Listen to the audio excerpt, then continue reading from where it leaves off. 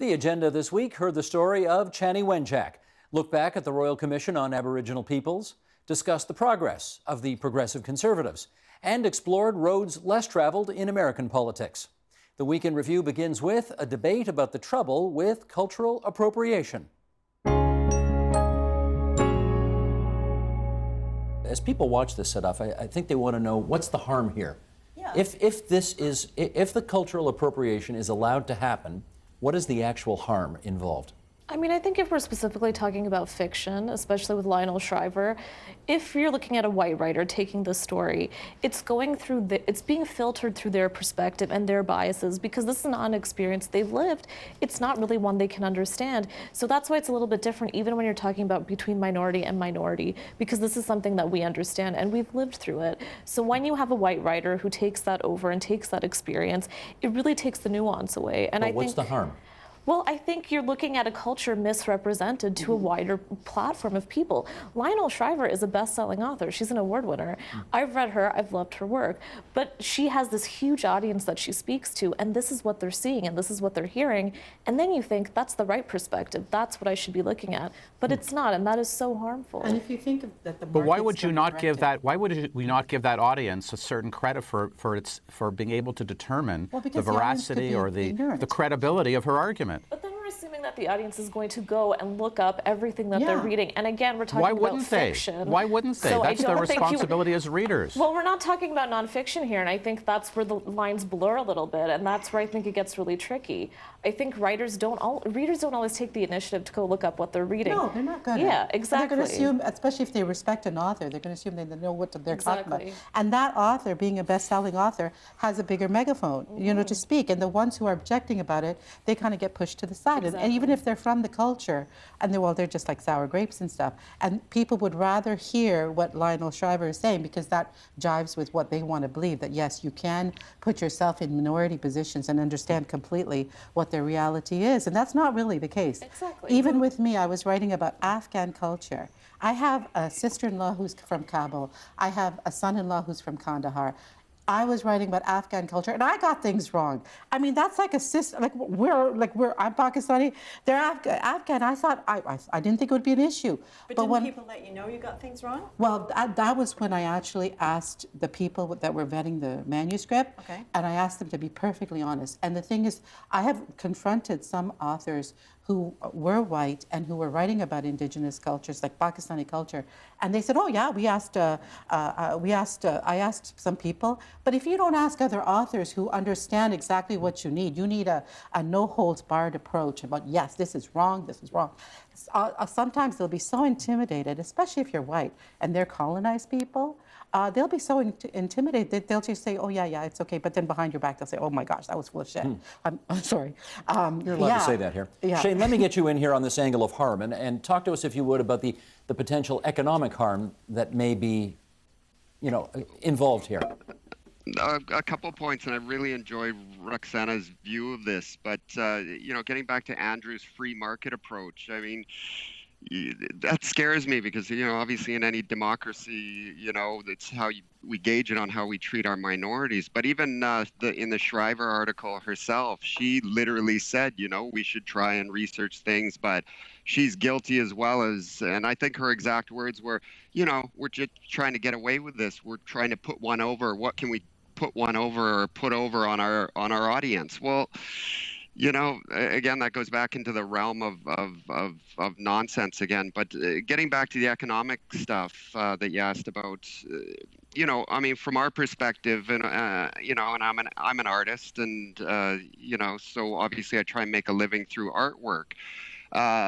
When you attempt to commodify our artwork, and again, this goes into fashion, this goes into writing, this goes into everything, you're attempting to divert resources away from very, very vulnerable people, and that brings in, and maybe I'll even focus this on Andrew. When you do this, because I come from two cultures, so I'm sort of almost the colonized and the colonizer, as well as the oppressor and the oppressed. In a sort of schizophrenic way, part of me feels very, very guilty about the other side. And and I try my best personally to try and be alive to that responsibility to try and for my own dignity, to try and not tread too heavily economically or culturally on other cultures. Andrew, how do you feel about that? And yeah, Andrew, you want to come back on that? I certainly respect, and I can't say understand, but I certainly respect where Shane is coming from on that question. My worry is that we tell people what they can paint. We tell people what they can write. We tell people the food they can eat. We tell people the clothes they can wear. I understand and repeat the measure of respect and empathy, but at a certain point, I don't understand how you regulate this, how you tell an author he or she can't write, how you tell a painter he or she can't paint. It seems to be if that author is writing something that is unacceptable, or if the painter is painting something which is ugly, people won't read it, or they won't buy it, or they won't look at it. And that to me should be... They let you know. Or they'll let you know, and they should let you know, and they will let you know by not reading your work. If he was able to, he'd say, I've been hurt bad here, and all I want to be is home with my mom and my dad, who I love very much, and my sisters, who I love very much, and my 2 dogs that I've had to leave in the care of my sisters and ask them to take care of until I got back home. But I got to go back home now. Somebody at that school is hurting me very badly. And it's a brutal thing. It happened to thousands of students. And that's the sexual abuse, which you write about in the book. Yep. It's rough. It's bad. And I think as Canadians, we have to recognize that this is an ugly, ugly thing that happened to thousands of kids. It might not have always been sexual abuse, but it was rampant in many of these schools. Certainly physical abuse was the norm. Emotional abuse was the norm. Imagine being taken away. One day you're playing with your friends and some strange person who's not the color you are comes to the door with a gun and says, I'm taking your children from you. And you say no, and they say, well, you're going to jail if you don't let me, and we're taking the children anyways, and they forcefully take your children and put them in these places, these cold institutions, and change their clothing and change their hair, and if you speak your language, if you speak English, they beat you and feed you soap. If your sibling is in the school with you, they will not allow you to speak to your sibling for fear that you will continue speaking your language or speaking of your religion. They won't let you practice your religion, eat your food. Picture this if you were an everyday person now, and it's almost impossible to imagine. What is this, Nazi Germany? It wasn't. This was Canada up until 1996. The last residential school closed its doors. And so this is, I think, and I don't talk about this to make Canadians feel bad about themselves. It's not what the point is. At this point... But why not?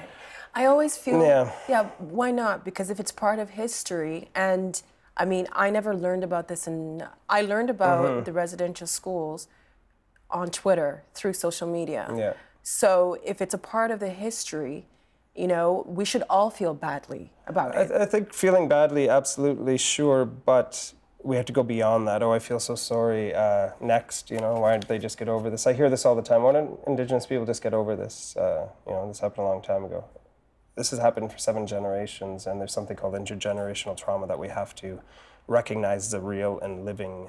And what is that? It's the trauma that so many young people experience now. For example, in Attawapskat, I wrote about it, where there's the suicide epidemics that blossom like black flowers in these northern communities. Generations of children taken from their parents and then become parents only to have their children taken away from them. It's going to have a very, very negative and corrosive effect on family. For Indigenous people, and I rarely talk about Indigenous people in a pan-Indigenous way, but if there's something I've seen across this country that is important to all of the Indigenous cultures, it's family.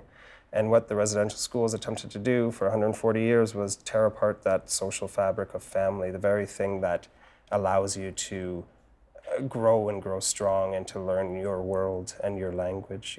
Languages were taken away. Religion, songs, dance, you weren't allowed to do any of this in most of these schools anymore. And that's going to have a huge impact on the generations to come.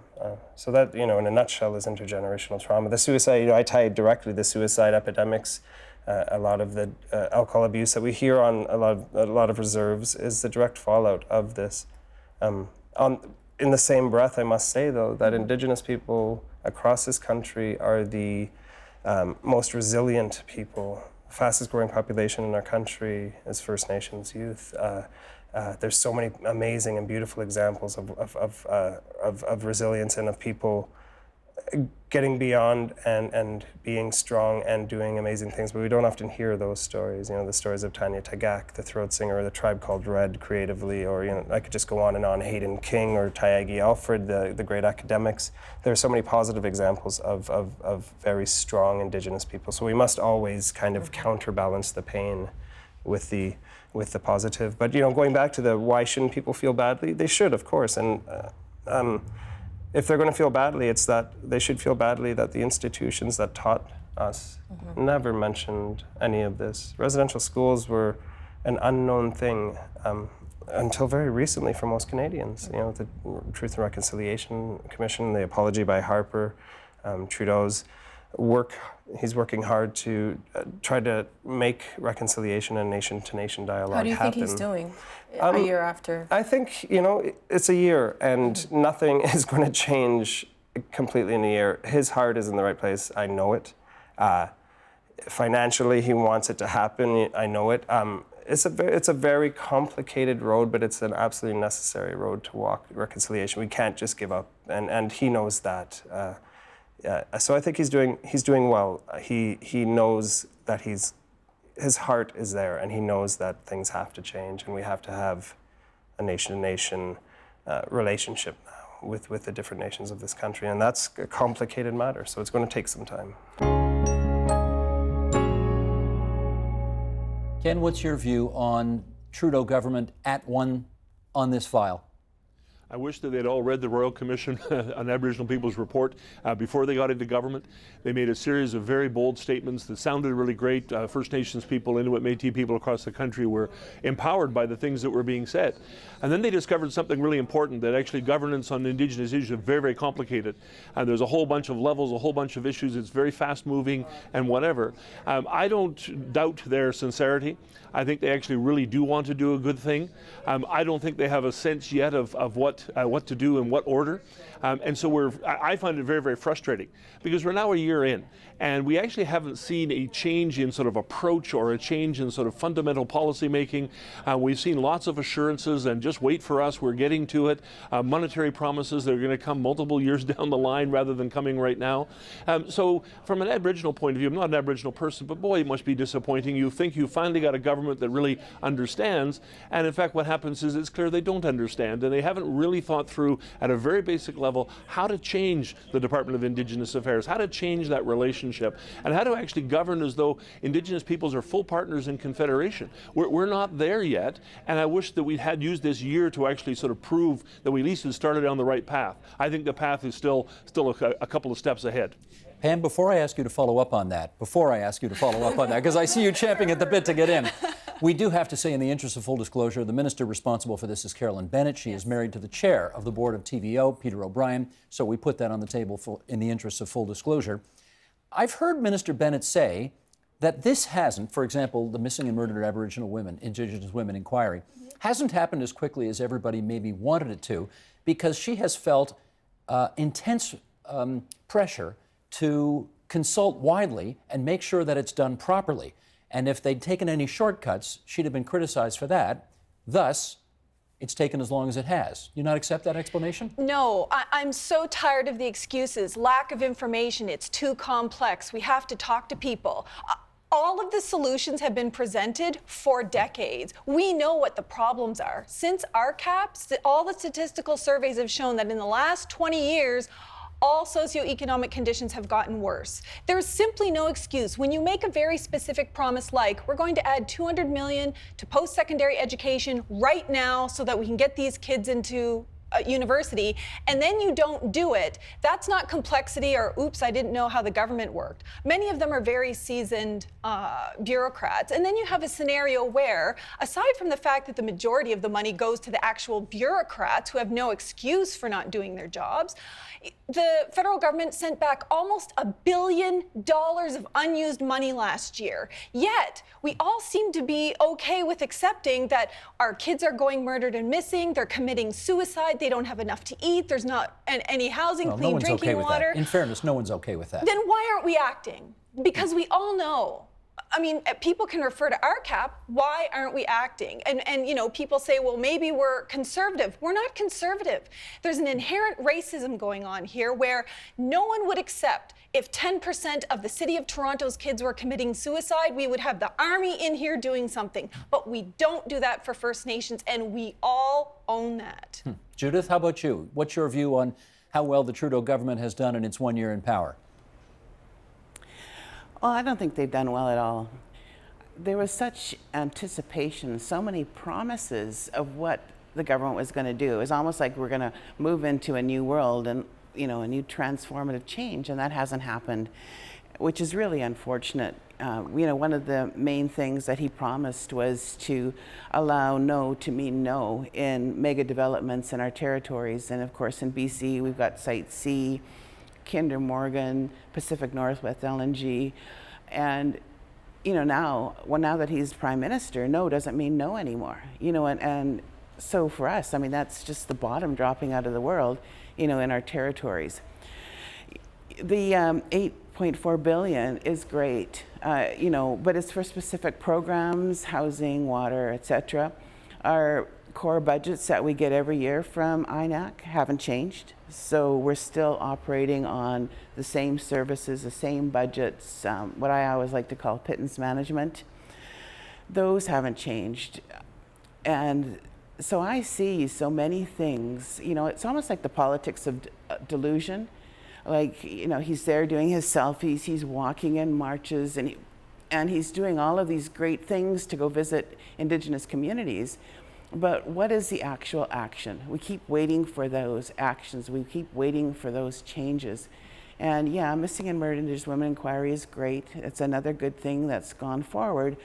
But there is so much more out there that we have to do in the way of education.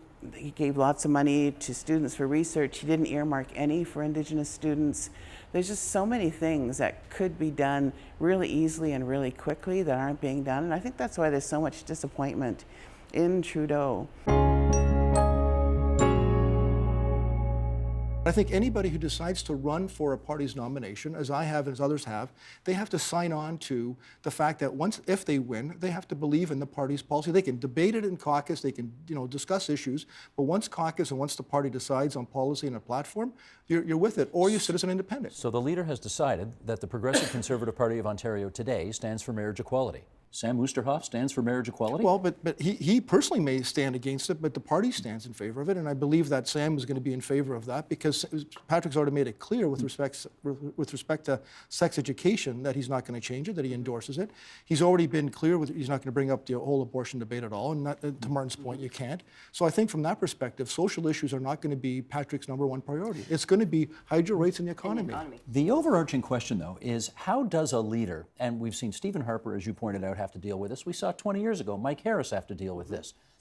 How does a leader of, and this is pretty much, I think, a uniquely conservative phenomenon, make social conservatives feel that they have a place inside that big tent that John talked about, while at the same time projecting the notion to the broader Ontario community that you're not captive of this one interest group, that in fact you do have the bigger picture in mind? That is such a tightrope to walk. How do you do that? Well, and Reagan did it in the United States. Yes, he did. Know, so it is, yeah, and of course, it is a challenge. There's no question about that, because if anything conservatives have demonstrated over the last 10 years all across this country at a provincial level is once that socially conservative wing sort of overtakes the narrative of a campaign, you lose. We saw that in Alberta. We've seen it in other places as well.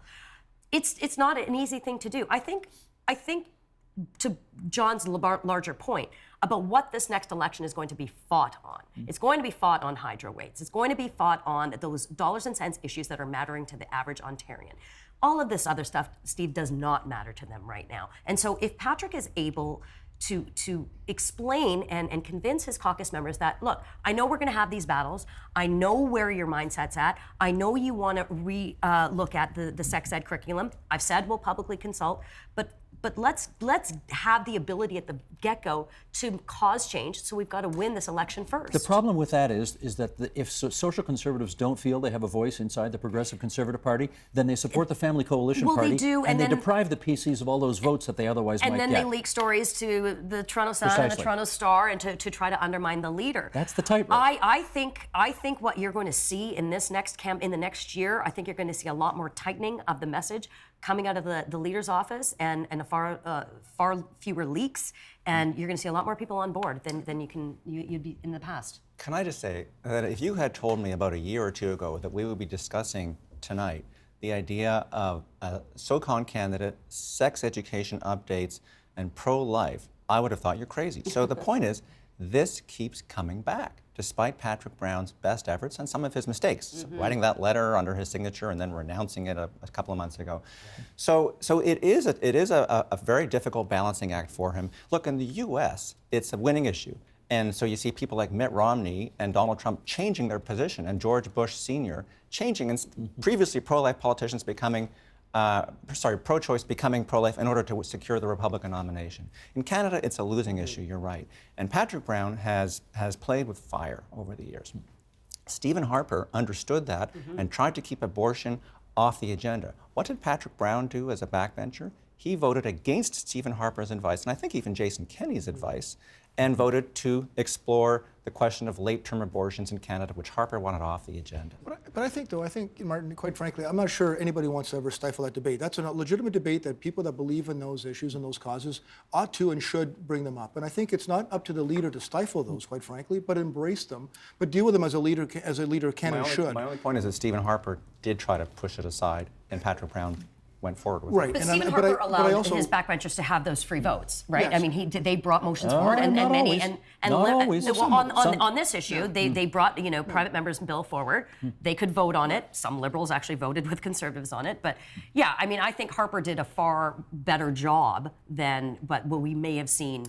Well, and I think the jury's still out on Patrick, quite frankly, and I think that there's people in his current caucus right now that are social conservatives that he's been able to deal with over the course of the last year and a half that he's been the leader. So I do think, Martin, that some will have those private views, and they should, but I think it's up to the leader to determine how best to handle those, and also the party, quite frankly. And I think that, with respect to votes, I think that social conservatives will always have strong votes, and they'll always vote for the conservatives in some cases, but I think it's up to Patrick to broaden his base beyond to include social conservatives, to make those that are disenfranchised or upset at the Liberals over the last 10 to 15 years of government come and vote, because those are the people that he needs to use to win.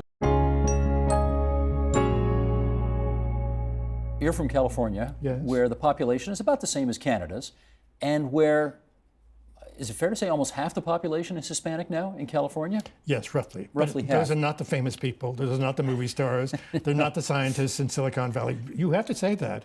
We're washing the dishes. We're mowing the lawn.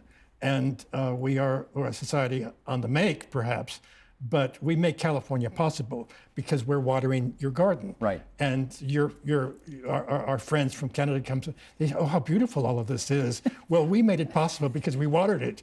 But we're not the California of the billboards and of the travel. They said the same thing about the Italians here 50 years ago, who basically built the city we're sitting in right now. In any event, you're a man of Hispanic background. Do you feel a heightened sense of